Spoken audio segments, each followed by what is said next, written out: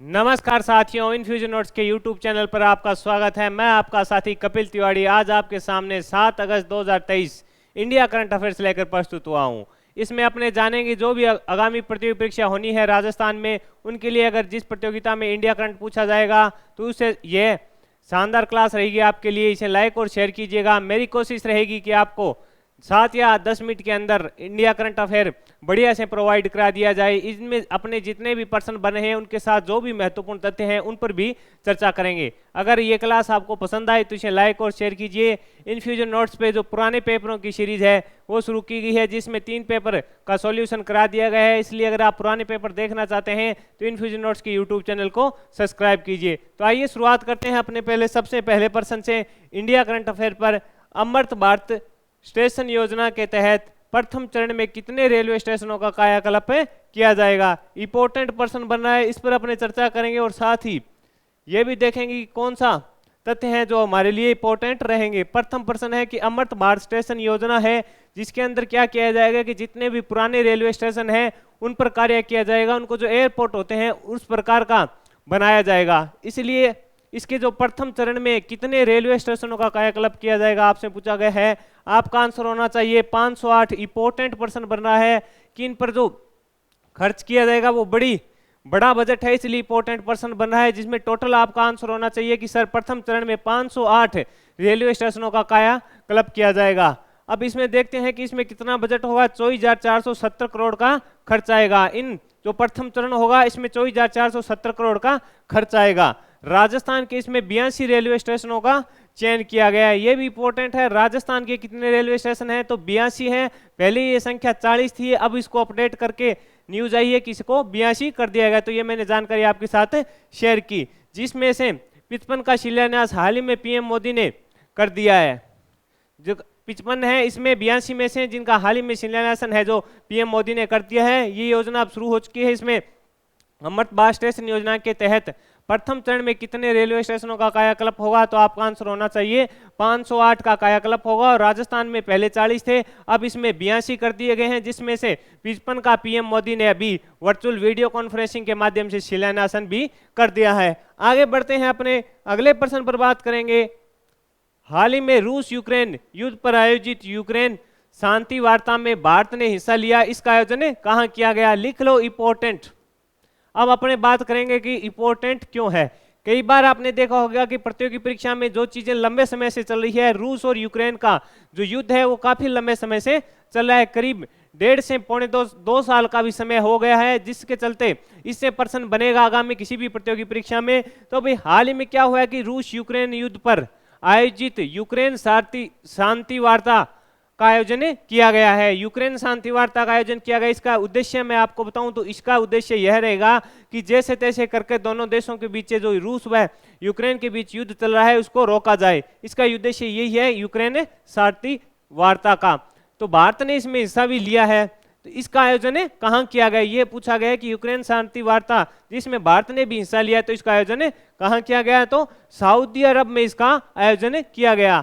अब इसमें बढ़े कि भारत की ओर से किसने भाग लिया था? तो राष्ट्रीय सुरक्षा सलाहकार अजीत डोभाल ने भारत की ओर से इसमें भाग लिया था। अब यह भी इंपॉर्टेंट रहेगा कि राष्ट्रीय सुरक्षा सलाहकार है अजीत डोभाल ने भाग लिया था। इसमें उन्होंने क्या स्टेटमेंट दिया? उन्होंने कहा कि शांति विश्व के लिए जरूरी है, हम सदा ही शांति के पक्ष में हैं। अब आगे इसका क्या होता है? इसमें लगभग 30 देशों के प्रतिनिधियों ने भी भाग लिया था। अब आगे रूस किस प्रकार आगे बढ़ता है, युद्ध को रोकता है या युद्ध को जारी रखता है? आपसे पूछेगा यूक्रेन शांति वार्ता का आयोजन कहाँ किया गया, तो आपका आंसर होना चाहिए सऊदी अरब में किया गया। आगे बढ़ते हैं, अगले प्रश्न पर अपने बात करेंगे जो हमारी प्रतियोगी परीक्षा के लिए भी उपयोगी रहेगा। हाल ही में किस राज्य में विश्वविद्यालय कानून संशोधन विधेयक है जो 2023 है उसको पारित कर दिया गया? ये इंपॉर्टेंट है कि किस राज्य में विश्वविद्यालय कानून संशोधन विधेयक 2023 पारित कर दिया गया। आपका प्रश्न आंसर होना चाहिए पश्चिम बंगाल में जो विधेयक है उसको पारित कर दिया गया। अब ये जो विश्वविद्यालय कानून संशोधन विधेयक है 2023 इसको पारित कर दिया गया है पश्चिम बंगाल में। तो इसमें अपने जानेंगे कि क्या होगा। पश्चिम बंगाल विधानसभा में हाल ही में एक संशोधन विधेयक पारित किया गया जिसमें सरकारी विश्वविद्यालयों में जो कुलपतियों की नियुक्ति के लिए गठित खोज समिति में सदस्यों की संख्या 3 से बढ़ाकर 5 कर दी गई। अब इसमें क्या होगा कि जो कुलपतियों की नियुक्ति की जाती थी विश्वविद्यालय के लिए, जो सरकारी विश्वविद्यालय हैं उनमें जो पहले वहां पे 3 जनों की एक कमेटी बनती थी, अब उसको बढ़ाकर क्या कर दिया, सदस्य संख्या बढ़ा दी है और 5 कर दी है। ममता बनर्जी यहाँ की जो वर्तमान में मुख्यमंत्री है। विपक्ष ने इसका विरोध भी किया था कि इससे क्या होगा, करप्शन बढ़ेगा, सरकार जो अपने ही 5 सदस्य रखेगी और उससे ही वहां पर कुलपतियों की नियुक्ति करेगी। अपने को क्या ध्यान रखना है कि विश्वविद्यालय कानून संशोधन विधेयक 2023 कहां पारित किया गया, आपका आंसर होना चाहिए पश्चिम बंगाल में किया गया। आगे बढ़ते हैं, अपने अगले प्रश्न पर बात करेंगे। खेल से संबंधित प्रश्न है। हाल ही में क्रिकेट से संबंधित प्रश्न, हाल ही में देवधर ट्रॉफी का खिताब किसने जीता, इंपॉर्टेंट है, दक्षिणी जोन है। जो अब आपसे ये भी पूछ सकता है, जो क्रिकेट से रुचि नहीं रखते उनको मैं बता दूं देवधर ट्रॉफी का संबंध किस खेल से है, इस प्रकार का भी प्रश्न पूछा जा सकता है। तो आपका आंसर होना चाहिए देवधर ट्रॉफी है उसका संबंध क्रिकेट से है। इसका विजेता कौन बना, दक्षिणी क्षेत्र इसका विजेता बना है। इसने पूर्व जोन को फाइनल में कितने रनों से हराया, आपका आंसर होना चाहिए 45 रनों से हराया। अब पूछ ले दक्षिणी क्षेत्र की कप्तानी कौन करे थे, तो आपका आंसर होगा मयंक अग्रवाल करे थे। फिर बात करें कि Rohan player of the match, यानी जो फाइनल मैच था उसमें मैन ऑफ द मैच रहे थे रोहन। वही मैन ऑफ द सीरीज का खिताब है जो रियान पराग को दिया गया। अब इस पर अपने बात करें, आपसे क्या पूछ सकता है कि हाल ही में देवधर ट्रॉफी हुई थी उसका संबंध किस खेल से है, तो आपको पता होना चाहिए क्रिकेट से उसका संबंध है। इसका विजेता कौन बना, आपका आंसर होना चाहिए दक्षिणी क्षेत्र इसका विजेता बना। फाइनल में इसने पूर्व जोन को हराया, तो उपविजेता कौन हो गया, पूर्व जोन हो गया। जो दक्षिणी क्षेत्र था उसकी कप्तानी कौन कर रहे थे, जो मयंक अग्रवाल कर रहे थे। प्लेयर ऑफ द मैच किसे दिया गया, रोहन को दिया गया।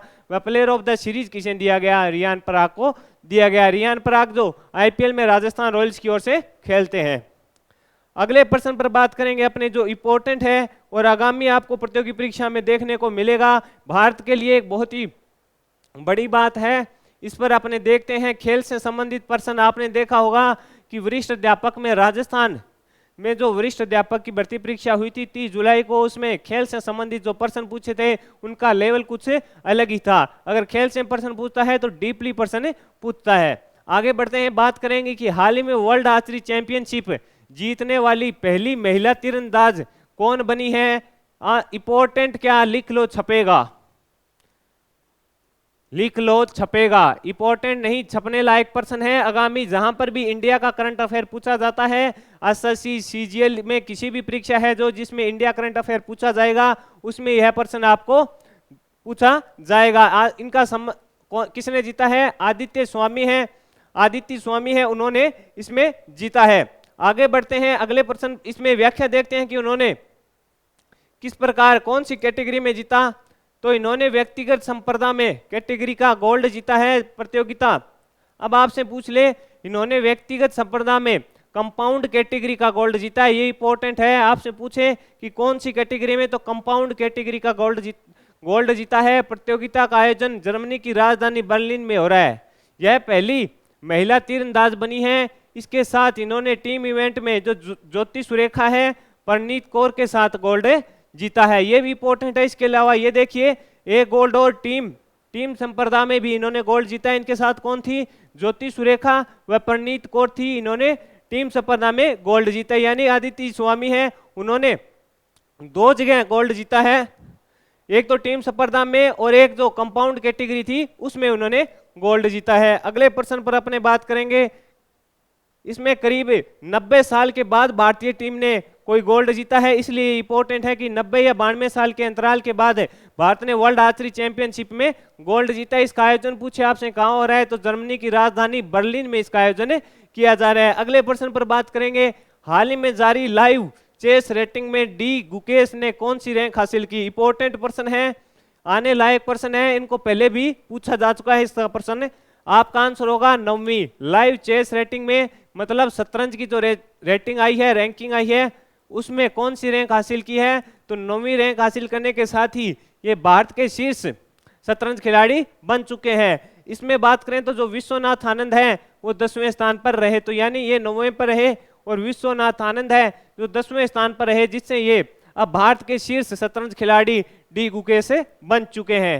आगे बढ़ते हैं, अगले प्रश्न जो पोर्टिकल से संबंधित है अपने सामने। हाल ही में सुप्रीम कोर्ट ने किस आधार पर राहुल गांधी को मिली मानहानि केस में सजा पर रोक लगा दी? लिख लो, इंपॉर्टेंट। अगर पोर्टिकल से आपसे प्रश्न पूछेगा तो इस प्रकार का जो लॉजिकल प्रश्न है वह पूछा जा सकता है। प्रश्न है कि हाल ही में सुप्रीम कोर्ट ने किस आधार पर राहुल गांधी को मिली मानहानि केस में सजा पर रोक लगा दी? तो आंसर होगा ट्रायल जज द्वारा अधिकतम सजा का कोई विशेष कारण नहीं बताया गया था। ये तो आपको भी पता है इनको सजा क्यों दी गई थी। जो मानहानि केस था पीएम मोदी के खिलाफ उन्होंने कुछ भाषण दिया था, जिसके चलते जो सूरत के विधायक थे उन्होंने एक भाषण दिया था जिसमें मोदी सरनेम को इन्होंने टारगेट किया था, जिसके चलते सूरत के विधायक थे उन्होंने राहुल गांधी जी पर जो केस कर दिया था। उसके बाद गुजरात के कोर्ट ने उन्हें 2 साल की सजा का प्रावधान किया था, जिसके चलते इनकी संसद सदस्यता भी रद्द कर दी गई थी। इसके अलावा इनको सजा का भी था प्रावधान था। अब सुप्रीम कोर्ट में इन्होंने अपील की तो जज ने क्या कहा कि अगर कोर्ट ने इनको सजा दी तो वो अधिकतम 2 साल की इसलिए दी थी कि इनकी सदस्यता रद्द हो जाए। इस सजा को कम या अधिक भी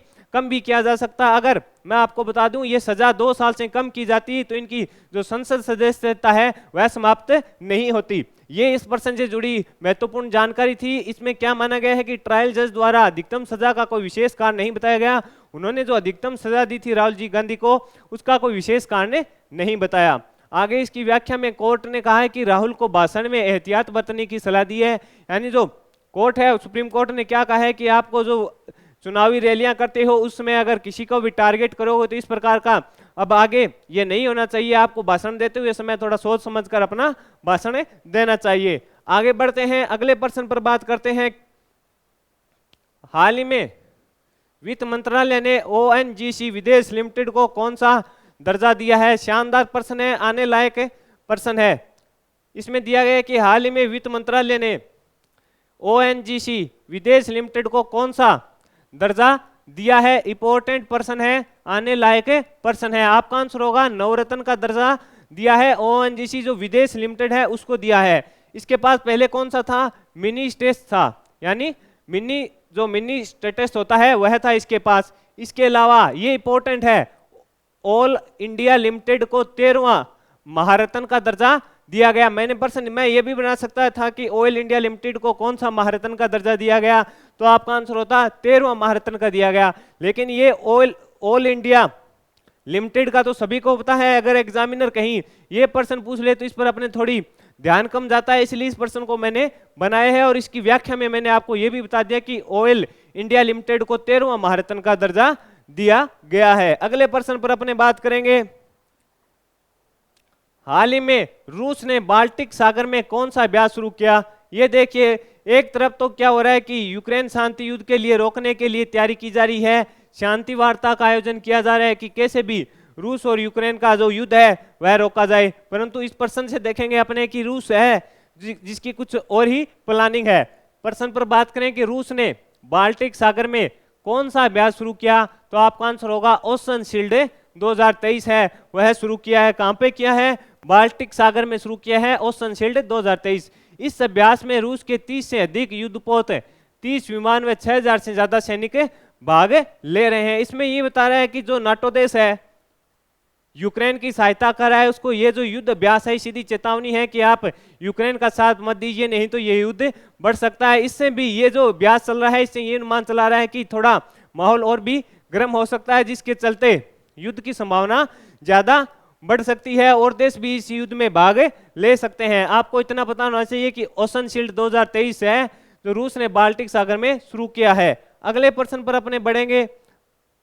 बात करें तो हाल ही में राष्ट्रीय बाल अधिकार संरक्षण आयोग ने मासी पोर्टल लॉन्च किया। इंपॉर्टेंट प्रश्न है, हाल ही में राष्ट्रीय बाल अधिकार संरक्षण आयोग ने मासी पोर्टल लॉन्च किया है। इसका क्या उद्देश्य होगा? तो बाल देखभाल करने वाली संस्थाओं का निरीक्षण करना इसका उद्देश्य बताया गया है। जो राष्ट्रीय बाल अधिकार संरक्षण आयोग है उसने मासी पोर्टल लॉन्च किया है।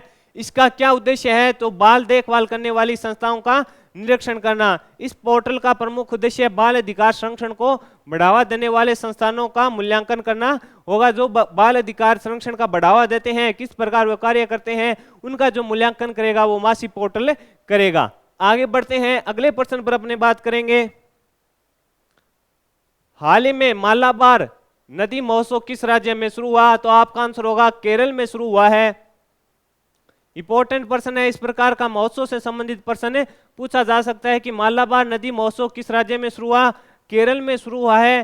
केरल की जगह पूछे तो ये कोझिकोड के तुषारगिरी में इस महोत्सव की शुरुआत की गई है। ये संस्करण पूछे तो कौन सा था? तो यह 9वां संस्करण था। आपसे इस प्रकार भी प्रश्न पूछा जा सकता है कि 9वां मालाबार नदी महोत्सव किस राज्य में शुरू हुआ? तो आपका आंसर होना चाहिए केरल में शुरू हुआ। इस प्रकार इस सेशन में मैंने आपके साथ 7 अगस्त 2023 इंडिया करंट अफेयर्स शेयर किया। इसमें अपने 11 प्रश्नों पर चर्चा की, उनसे जुड़े हुए महत्वपूर्ण प्रश्नों पर भी चर्चा की। मेरी कोशिश रही कि आपको 8 या 10 मिनट के अंदर इंडिया करंट अफेयर बढ़िया से प्रोवाइड करवाया जाए, जिससे आप अन्य सब्जेक्टों को भी बेहतर समय दे पाएं।